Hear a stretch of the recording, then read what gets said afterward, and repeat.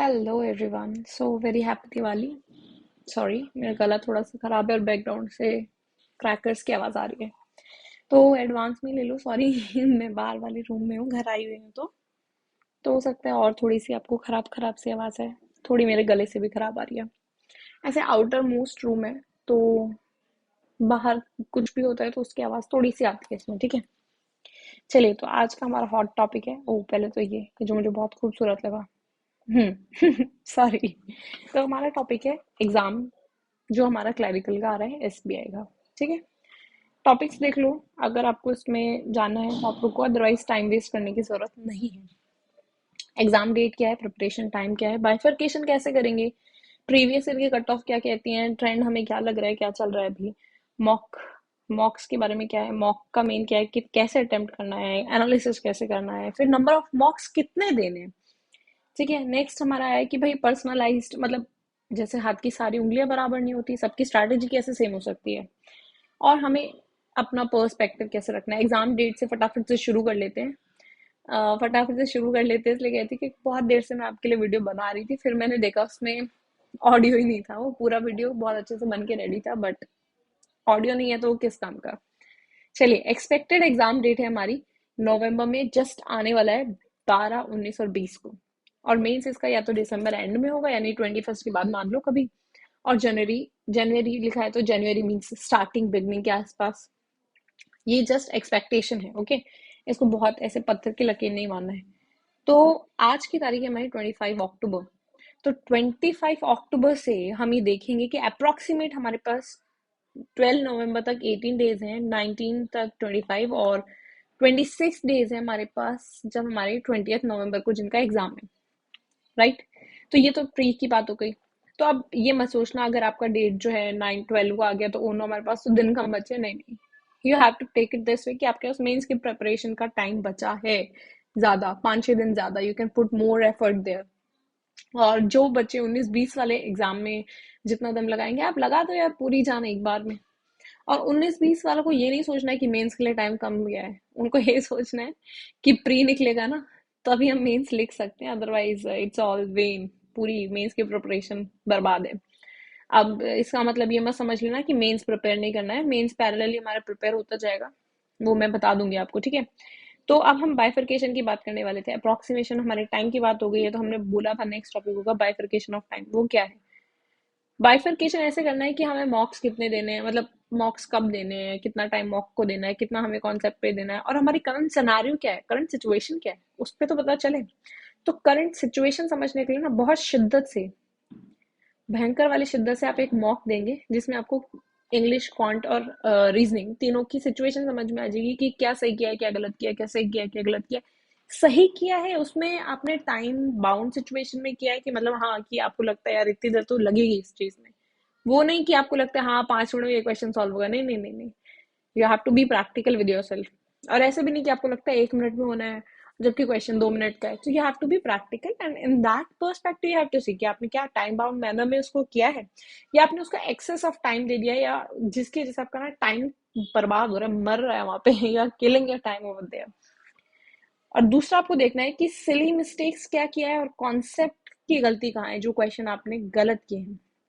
दोनों बातें इंपॉर्टेंट है। हमने यहाँ पे अनअटेम्प्टेड को छोड़ दिया है, बिकॉज अनअटेम्प्टेड उतना इम्पोर्टेंस नहीं है अभी के लिए। हो सकता है आप उसको पेपर में भी प्रायोरिटी पे नीचे ही आएगा ना, टाइम नहीं बचेगा तो आप उसको छोड़ोगे, इसलिए। क्योंकि पहले जो कर रहे हो ना वो सही होना जरूरी है, उसमें एक्यूरेसी ज्यादा होगी, ये भी बहुत एक अच्छी बात है। तो पहले हम अपना बाइफिकेशन करना स्टार्ट करेंगे कि स्ट्रॉन्ग एरिया कौन से, यानी कि जिसमें या तो आपकी 100% एक्यूरेसी या 90% है। और 90% में फिर ये देखना है यार गलती कर कहाँ रहे हैं, किस सिनेरियो में गलती हो रही है।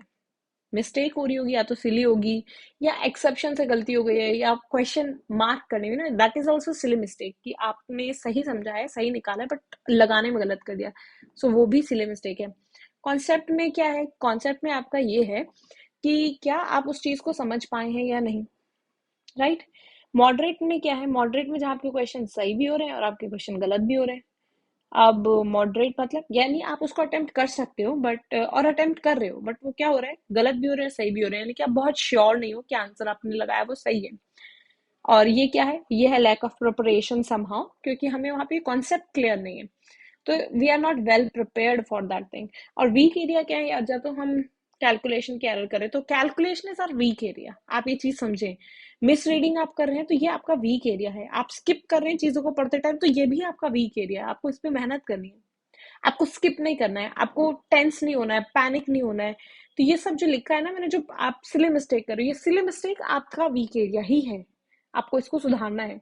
उसके अलावा कॉन्सेप्ट है या कंफ्यूजन होता है या कॉन्सेप्ट क्लियर नहीं है, ये सब तो वीक है ही। आप उसके अलावा टॉपिक्स भी पकड़ सकते हैं, बट आपको ये समझना है कि ये जो सिली मिस्टेक आप कर रहे हैं ना, ये भी आपका वीक एरिया ही है। आप इनको ये नहीं सोच सकते कि हाँ ये तो मेरा सही है यार, कोई बात नहीं, सिली मिस्टेक ही तो है। नहीं नहीं, ये सिली मिस्टेक भी आपको अवॉइड करना है। नेक्स्ट, इसका सॉल्यूशन क्या है? इसका सबसे इंपॉर्टेंट सॉल्यूशन है कि काम रहना है और अपने दिमाग को समझाना है कि 10 बार मैं ये चीज पढ़ूंगा उससे बेहतर है एक बार में मैं ढंग से पढ़ूं और लिखूं। अब देखो, सिली मिस्टेक में आप क्या कर रहे हो? आप स्किप कर रहे हो, मिसरीड कर रहे हो, आप मार्क गलत कर रहे हो, आपने बहुत दूर मार्क कर दिया। तो आपको जैसे 5 इंफॉर्मेशन दी थी और 5 इंफॉर्मेशन में क्या हुआ, एक आपने बहुत दूर लिख दी। सपोज आप पूरा यहाँ लिख रहे हो, एक इन्फॉर्मेशन आपने यहाँ लिख दी, तो अब आप सारी इन्फॉर्मेशन तो यही ढूंढ रहे हो ना, इसी सर्कल में। और आपने लिख कहाँ दिया? आपने लिख दिया है बाहर। तो इससे काम होगा नहीं। तो इस चीज का ध्यान रखना है हमें। नेक्स्ट, सॉल्यूशन की बात करें थे, तो काम रहना है उसके लिए। रीडिंग के लिए, सुधारने के लिए आपको कुछ रीड करना जरूरी है। आप, मैंने यहाँ पे लिखा है जैसे न्यूज़पेपर रीड कर सकते हो, आर्टिकल, आरसीज। अब ये सोचोगे यार ये कौन सी बात हुई कि सिर्फ न्यूज़पेपर से ही ठीक होगा, हम तो किसी और चीज से भी कर सकते हैं। बिल्कुल कर सकते हो। आप कोई नॉवल पढ़ सकते हो, स्टोरी पढ़ सकते हो, कुछ भी पढ़ सकते हो। But why I am saying newspaper, क्योंकि आपके जो आरसी आते हैं ना, आरसी, और मैं या कोई भी क्यों कह रहा है, क्योंकि वो करंट सिनेरियो से रिलेटेड आरसी आते हैं बहुत बार। अब इसमें स्टोरी भी आ सकती है, ऐसा नहीं है कि स्टोरी नहीं आएगी, क्लैरिकल एग्जाम है तो इसमें स्टोरी भी आ सकती है, बट हमारे पीओ में हमें न्यूज़पेपर बहुत हेल्प करता है। ठीक है, तो आरसी हो गए, आर्टिकल पढ़ो, आप सेक्शनल मॉक लगाओ। सेक्शनल इंडिविजुअल सब्जेक्ट के लिए बहुत ही बेनिफिशियल है, मतलब हद बेनिफिशियल जिसको आप कहेंगे ना, क्योंकि आपको पूरा मॉक का टाइम नहीं देना है, लेकिन आप समझ जा रहे हैं कि आप उस चीज में गलती कर रहे हैं नहीं कर रहे हैं, और उतने टाइम में आप कितना अटेम्प्ट कर रहे हैं, क्योंकि उसके बाद तो वो ऑटोमेटिक टाइम चेंज हो ही जाना है। अब देखो, मिसअंडरस्टैंड कर जाते हैं, सबसे खराब चीज हम ये करते हैं, क्योंकि जब हम पैनिक करते हैं ना, हम उस चीज का मतलब गलत समझ लेते हैं। ये मेरे साथ भी हुआ है, और आई डोंट थिंक कि ऐसा कोई होगा कि नहीं होता। हम जब हिंदी में ही चीजों को गलत समझ जाते हैं तो इंग्लिश में तो समझ सकते हैं। तो सिचुएशन ऐसे होती है, चीज ऐसे होती है, हम उसको पहली बार में मिसअंडरस्टैंडिंग में ऐसे समझते हैं, जितने बार हम उसको बार बार करते हैं तो हम उसको और कॉम्प्लेक्स कर देते हैं, यानी कि वर्सन द सिचुएशन वाली बात आ जाती है। अब देखो, आप सोचोगे टाइम का बाइफर्केशन बहुत इंपॉर्टेंट है। अगर आप सिर्फ पढ़ाई करते हैं, तो मैंने यहाँ स्टडी वाली में, और आप वर्किंग है तो ये वर्किंग, पढ़ाई कर रहे हैं तो आपको ये ध्यान देना है कि आपने सुबह एक अगर आप थोड़े टाइम से कर रहे हैं, मतलब आपको है कि मैंने एक एक बार करा हुआ है या थोड़ा कवर किया हुआ है उस सिनेरियो में, ठीक है, तो आपने लिया कि एक मॉक लिया मॉडरेट या डिफिकल्ट लेवल का, ये मैंने आपको बोला है मॉर्निंग में। अब आप सोचोगे यार सुबह पहले मॉडरेट डिफिकल्ट लेवल, हमारा मोरल डाउन करोगे क्या? नहीं, ये हमारी ईगर वाली सिचुएशन हो जाती है कि जहां हमें पता है अरे यार अटेम्प्ट नहीं हो रहा, पढ़ना पड़ेगा, तो हम उस सिनेरियो में पढ़ते हैं, बेहतर तरीके से पढ़ते हैं, जितना अपना दिमाग लगा सकते हैं ना उससे ज्यादा लगा के पढ़ते हैं, एफर्ट भी डालते हैं, सुबह का याद रहता है हमें। और आपको अगर खराब लगना ठीक नहीं होता, तो बेटर सॉल्यूशन है कि शाम में एक मॉक और लगा लो, इवनिंग में। लेकिन ये अभी मत लगाना, ये और थोड़े से दिन बाद लगाना, दो दो मॉक्स, ठीक है। या फिर आपकी प्रिपरेशन अच्छे लेवल पे चल रही है तो लगा सकते हो आप। तो आपको क्या करना है, 1 घंटा इसमें लगेगा, 1 या 1.5 घंटा अपने एनालिसिस में लगेगा, प्रॉपर एनालिसिस करना है और कोशिश करनी है कि मिस्टेक्स रिपीट ना हो। 2 या 1 भी पर डे की मिस्टेक अगर आपने सुधार ली है तो आप यकीन मानो आपका वर्थ है एक्चुअली में मॉक लगाना। और सिर्फ लगाए जा रहे हो तो फिर कोई फायदा नहीं है, सुधार नहीं रहे हो तो कोई फायदा नहीं है। फिर आपको टॉपिक्स लिखने हैं कि क्यू में क्या है, आर में क्या है, ई में क्या है, टॉपिक्स जो आपके गड़बड़ आ रही है, ठीक है। अब आपको लगता है कि भैया मेरे टॉपिक्स कम हैं, या तो मेरा स्पीड का इशू है, ठीक है, बट मेरे टॉपिक्स जो है वो कम है, करेक्शन वाले ये वो। तो आपको क्या करना है, 3/4 टाइम दिन का अपना देना है कॉन्सेप्ट बिल्डिंग, और जो गड़बड़ आ रही है उसमें फॉर द नेक्स्ट 10 डेज मान लो आप, क्योंकि तब तक आप उसको बहुत कवर कर लोगे। और 1/4 टाइम जो है मॉक को देना है, यानी कि 2 घंटे आप दे रहे हो तो ठीक है, 2 घंटे नहीं तो 1 घंटे मान लो, क्योंकि उसमें जो एनालिसिस कर रहे हो आप, चीजों को लिख रहे हो, ये भी आपके लिए उतना ही इक्वली ये स्टडी मटेरियल वाला सामान ही है, क्योंकि इसी से तो प्रिपेयर कर रहे हो कि पढ़ना क्या है। अच्छा, आपको लगता है कि मेरे टॉपिक्स बहुत बाकी हैं, मैंने अभी शुरू किया है, तो आपको क्या करना है, 2 दिन में एक मॉक दे दो या 3 दिन में एक मॉक दो, कि अभी भी चलेगा। क्योंकि पहला है एक बार आपको कवर करना और फिर उनको अटेम्प्ट करना। अगर आप वर्किंग हो, बेटर है एक मॉक डेली लगाओ, एनालिसिस करो, मिस्टेक्स देखो, रिपीट मत करो। और जो बार बार मिस्टेक आ रही है ना, जो टॉपिक गलत आ रहे हैं, उस पर फोकस करो, एक दिन के लिए एक ही टॉपिक बहुत है। या फिर आपको लग रहा है कि आपके भी टॉपिक ज्यादा हैं, तो you have to switch on this. Otherwise आपको लग रहा है कि टॉपिक कम है, एडजस्टेबल है, then you have to skip this one and attach to one mock daily analysis and all fine। अब जैसे आप 5 या 7 नवंबर, यानी अपने हिसाब से देखिए आपको कितना टाइम रखना है, 5 या 7। ओके, तो वहां से आपको क्या करना है, उसके बाद से आप सिर्फ मॉक लगाओ, एनालिसिस करो, इंपॉर्टेंट टॉपिक्स देखो, अपना इम्प्रूवमेंट करो, खुद को काम रखो। और अपने आप को ये चीज समझाओ कि जो आपने नोट्स बनाए ना, शॉर्ट नोट्स बनाए, शॉर्ट्स लिख दिया, वीडियो नोट्स, शॉर्ट नोट्स, ठीक है। तो ये जो आपने बनाए हैं उनको रिवाइज करना है। बेसिकली किस में होंगे, इंग्लिश में होंगे, ग्रामर रूल्स क्वांट में होंगी, और कुछ रीजनिंग में अगर लिखा हो तो वो देख लो। वैसे ये तो आप समझ जाते हो ना, तो इसके लिए आई थिंक जरूरत नहीं पड़ती है, पर इसके लिए पड़ेगी आपको, आपके ग्रामर रूल्स के लिए ना, फील होता है हमें कि देख लें हम। तो इसमें आप 120 रूल्स हैं, वो देख सकते हो मैम के। अच्छा, क्वांट में क्या करोगे, क्वांट में आपने फॉर्मूला होंगे, उनको एक जगह, या कोई आपके कॉल में सो कॉल ट्रिक होगी, यानी कि एक तरह के क्वेश्चन उससे सॉल्व होते हैं और आते हैं, या फिर एक एक क्वेश्चन आपने सॉल्व कर रखा हो कि हर एक पैटर्न का क्वेश्चन सॉल्व कर रखा है, तो ये सब आपके नोट्स हो गए, आप इसको पढ़ सकते हो। ट्रिक बोल सकते हैं, अदरवाइज ट्रिक जैसा तो कुछ खास स्पेसिफिक होता नहीं है। अब अटेम्प्ट करना, दिस इज वेरी इंपॉर्टेंट। देखिए, अटेम्प्ट ऐसे करेंगे आप कि इंग्लिश है, तो इंग्लिश में आप आरसी को थोड़ा सा पीछे रखेंगे, क्योंकि अगर आप स्टार्टिंग में आरसी कर सकते हैं तो ये टाइम टेकिंग जा सकता है। मैं सबके लिए नहीं बोल रही हूँ, हो सकता है आपकी स्ट्रेंथ हो आरसी और आप बहुत अच्छे से कर लेते हैं, बहुत टाइम बर्बाद नहीं करते हैं उसमें, तो this would be a very very good thing. Okay, but मैं उनके लिए बात कर रही हूँ जो मेरी तरह है, जिनको कभी कभी आरसी में टाइम भी लग जाता है, यानी कि मेरे जैसे हैं। क्यों, कम टाइम हो तो कम में कर लेते हैं, और ज्यादा टाइम हो तो पूरा टाइम भी लगा देते हैं, मतलब बर्बाद कर देते हैं टाइम को। तो मैंने किया है, इसलिए मैं आपको बोल रही हूँ कि आरसी को आप पीछे रख सकते हैं, क्योंकि कई बार इसमें 1 2 या 3 क्वेश्चन ऐसे आ जाते हैं जिसमें हम अपने ईगो पे ले जाते हैं कि भाई हम तो सॉल्व करेंगे, आरसी इज माय स्ट्रेंथ। तो वो नहीं करना है, वो उस चक्कर में हम अटेम्प्ट भी कर देंगे तो हमें रॉन्ग वाला रिस्क, थोड़ा सा एक्यूरेसी को ध्यान रख के करना है। क्वांट में कैलकुलेशन वाला जो स्पीड में आता है वो वाला पार्ट करेंगे, उसके बाद डीआई पे आएंगे, फिर अर्थमेटिक पे आएंगे। और अर्थमेटिक में आई वुड सजेस्ट कि आपके 4 5 टॉपिक ऐसे प्रिपेयर हैं जिसका आप मतलब अच्छे से कर सको, मतलब जिसमें आपको डाउट नहीं हो, और वो क्वेश्चन आप बढ़िया तरीके से अटेम्प्ट कर पाओ, ठीक है। हाँ, टाइम, एज, मिक्सचर, एलिगेशन, ऐसे करके जो आपको 4 5 टॉपिक बढ़िया लगते हैं। इवन जो ट्रेन है, ट्रेन वाला मुझे लगता है कि आप आसानी से कर पाएंगे, ट्रेन हो गया। तो इस टाइप से टॉपिक अपने देख के, एलआर में 2 तरीके की चीजें भाई, पजल 12 से 15 क्वेश्चन की आ रही है, उसके अलावा पजल आ रही है, सॉरी मिस्क 12 से 15 क्वेश्चन आ रहे हैं, ठीक है, इसके अलावा पजल आ रही है, या हो सकता है इधर रेशो थोड़ा बढ़ जाए, क्लरिकल एग्जाम है हमारा, राइट। तो अब इसको 2 तरीके से एलआर सॉल्व करने के 2 तरीके जो टीचर से सुनने को मिलेंगे। एक है पहले मिस्क करो और फिर पजल करो, और कुछ बोलेंगे पहले पजल करो फिर मिस करो।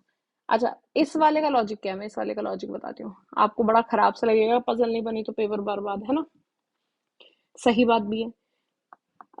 जैसे आपके पास 2 3 मिनट जब बचती है ना, जब आपको पता है कि भैया अब मेरे पास 2 या 3 मिनट बचे हैं, तो 2 3 मिनट में आप पजल तो सॉल्व नहीं कर सकते हैं, लेकिन आप स्लॉग्स, ठीक है, इनइक्वालिटी, ये सब सॉल्व कर सकते हैं। हम डायरेक्शन डिस्टेंस भी सॉल्व कर सकते हैं, अगर सिर्फ डायरेक्शन डिस्टेंस के 2 3 क्वेश्चन सॉल्व करने हो, या ब्लड रिलेशन भी सॉल्व हो जाता है पूरा। तो ये सब कुछ सॉल्व नहीं कर सकते 2 मिनट में, बट हाँ कर सकते हैं 2 मिनट में सॉल्व। लेकिन 2 3 मिनट, 2 मिनट में हम पजल नहीं बना सकते, अगर एक्सेप्शनली छोटी या इजी नहीं है तो। और हम कई बार गलत पजल उठा भी लेते हैं, तो उसमें भी 2 मिनट तो वही बर्बाद हो जाएंगे। इसलिए सजेशन दिया जाता है। दूसरा सजेशन क्या है कि आप मतलब मेरा सजेशन वुड बी कि आप ये भी कर लो, और जो सिलॉग्स और इनइक्वालिटी है उनको छोड़ दो, खाली इन वाले क्वेश्चन को, फिर पजल पे आ जाओ, पजल कर लो।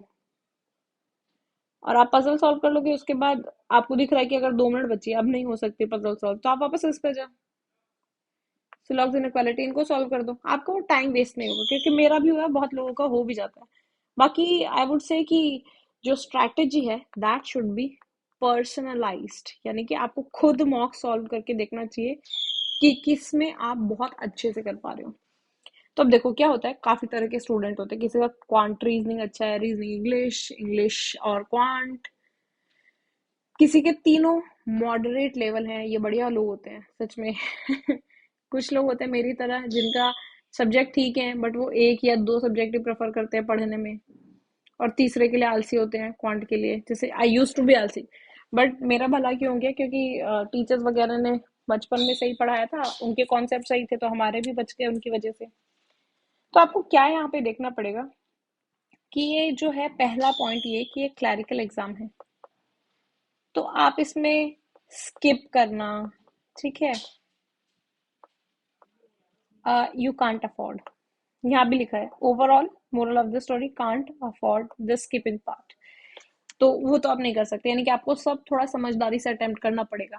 जो आपको लगता है आपका वीक है, तो उसको आपको इतना तो करना पड़ेगा so that you can earn better, उसमें से आप अच्छे से निकाल लें। और उसके अलावा फिर आपको अपनी एक्यूरेसी हाई करनी पड़ेगी, एक्यूरेसी हाई करनी पड़ेगी। हाँ, अब आप सोचेंगे शिफ्ट, शिफ्ट हार्ड आएगी या इजी आएगी, ये तो आपके हाथ में नहीं है। तो नॉर्मलाइजेशन में स्कोर किधर जाएगा, वो भी सिंपल सी बात है, आपके हाथ में नहीं हुआ, तो नॉर्मलाइजेशन भी आपके हाथ में नहीं है, वो तो किसी के हाथ में नहीं होता है। बट हम इस तरह से सोच सकते हैं, चीज़ों को प्लान कर सकते हैं। और कट ऑफ अप्रोक्सीमेटली अब आप देख लो, तो इतना तो अटेम्प्ट करोगे ना, कुछ नेगेटिव भी होंगे। 100% एक्यूरेसी है तो fabulous, but we can't claim कि 100% एक्यूरेसी आएगी और हम सिर्फ 80 क्वेश्चन करके हैं, जब क्वेश्चन, सॉरी, जब कट ऑफ 80 जा रही है, वो पॉसिबल नहीं है, राइट। तो इस सिनेरियो में क्या है, मैं क्या करती थी मैं बता देती हूँ आपको। जैसे क्वांट है, तो क्वांट में सीधी सी बात है, स्पीड मैथ करनी है, डीआई करनी है, फिर एल आर, सॉरी, फिर अर्थमेटिक वाले क्वेश्चन करने हैं। अर्थमेटिक में मैंने जैसे आपको बोला ना कि चार पांच बढ़िया कर लो, जो फटाफट क्वेश्चन आप उसको अटेम्प्ट कर सको, राइट। तो आपने ये क्वेश्चन बढ़िया कर लिए, लेकिन अब आपके कुछ टॉपिक बच गए। सो सॉरी, बिल्कुल कान में चला गया, I am so sorry, so sorry, and happy Diwali. वो जो क्या था रे, बुरा ना मानो होली है, क्या कि उन्होंने मुझ पे रंग फेंका था, बुरा ना मानो दिवाली है, सोच के सोच रहा हूँ बम फेंक दूं। जोक्स अपार्ट, वापस आ जाते हैं।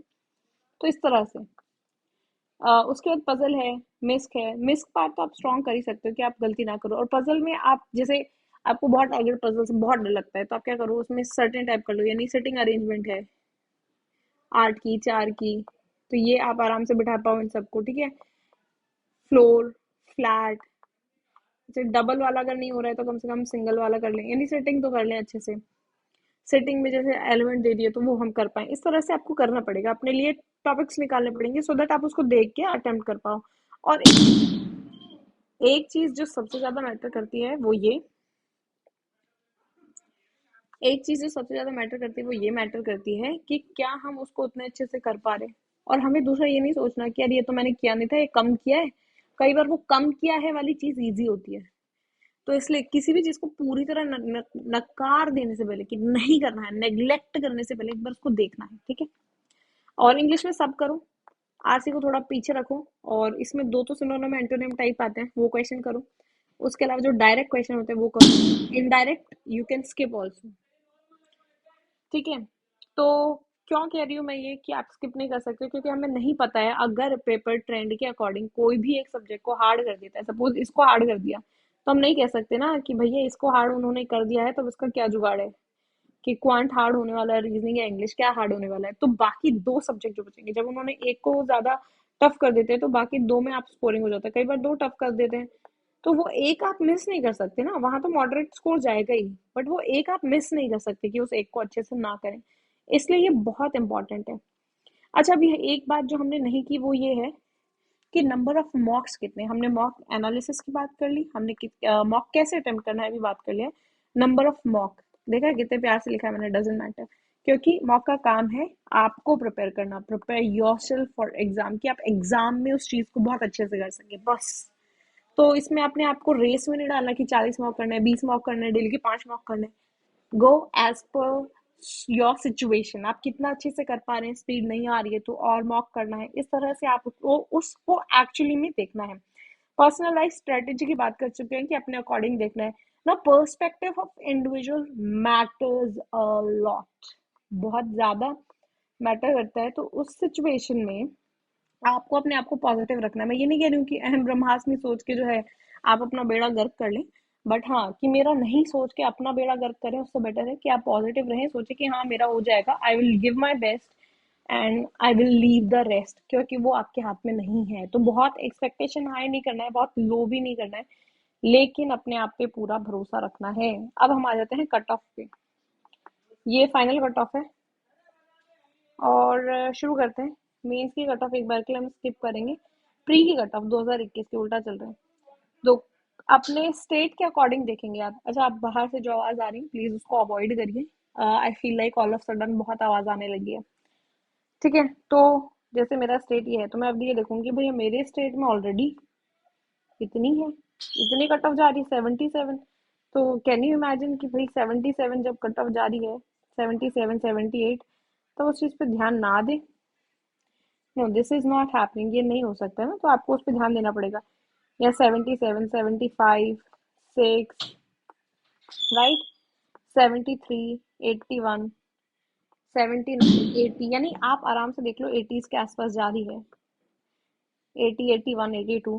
तो आप अगर अपना स्कोर ऐसे, I am just saying an example, 85 अपना टारगेट करते हो, तो एग्जैक्टली 85 तो नहीं आने वाले, हो सकता है ज्यादा है, हो सकता है कम आए, बट अपने आप को थोड़ा सा ना हमें रेडी रहना है। ऐसे नहीं करना कि हम इग्नोर कर रहे हैं चीजों को। फिर हम दूसरा देख लेते हैं कि भैया प्री की कट ऑफ 2020 में क्या है। जब आप 2020 पे ध्यान देंगे ना, तब भी आपको दिखेगा 68 76। ये कहीं आपके 76 76 75 इसके आसपास है। समझ में आया? नेक्स्ट ये देख लो, इस पेज पे आ जाओ। 77 तो कहीं कहीं है। इस तरह से प्री की कट ऑफ है 2020 की, तो आपको दिख रहा है अभी 78 था, अब 80 के आसपास पहुंच चुकी है। 76 75 था, 80 के आसपास पहुंच चुकी है। अब आप यही आप इसमें देखोगे अगर 2019 वाली में, तो ये देखो, ये तो एक जगह की है, उसके अलावा आप देखते जाओगे तो ओवरऑल आपको 71 से 76 के बीच में आपको बड़े आराम से दिख जाएंगे। तो सिंपल भाई, बहुत पढ़ रहे हैं लोग, विदाउट एनी डाउट ये सच है। फाइनल कट ऑफ है ये, इसको हम अभी छोड़ देते हैं फाइनल कट ऑफ को, और प्री की बात करते हैं। फाइनल कट ऑफ देखनी हो तो वो भी है इसके अंदर, मैं इसको टेलीग्राम पे डाल दूंगी, आप देख सकते हो। बट आपको सिंपल सी बात इतनी सी समझनी है कि मतलब अब वो पहले वाली बात नहीं है। कट ऑफ बढ़ती जा रही है, हो सकता है ये बढ़ जाए, हो सकता है ये कट ऑफ भी बढ़ जाए, या हो सकता है पेपर मॉडरेट लेवल पे आ जाए क्लरिकल के कंपैरिजन में, तो हो सकता है ये कट ऑफ गिर भी जाए। बट हमें कोशिश क्या करनी है, हमें अपना बेस्ट देना है। हमारी कोशिश है कि हम अपना बेस्ट देंगे। Best, that's it, moral of the story. चलिए, all the best and enjoy yourself. अपने आप को खत्म मत कर देना भाई प्रिपरेशन करते time. Stay happy and stay calm. Soon I will be bringing कि आप कौन सा टॉपिक कैसे पढ़ सकते हो, क्या सब्जेक्ट है, ये सब पे भी हम आने वाले हैं। बट ये ड्यू था इसलिए ये बहुत ज़रूरी था बनाना। चलिए, God bless you all, take care yourself, bye and happy Diwali again.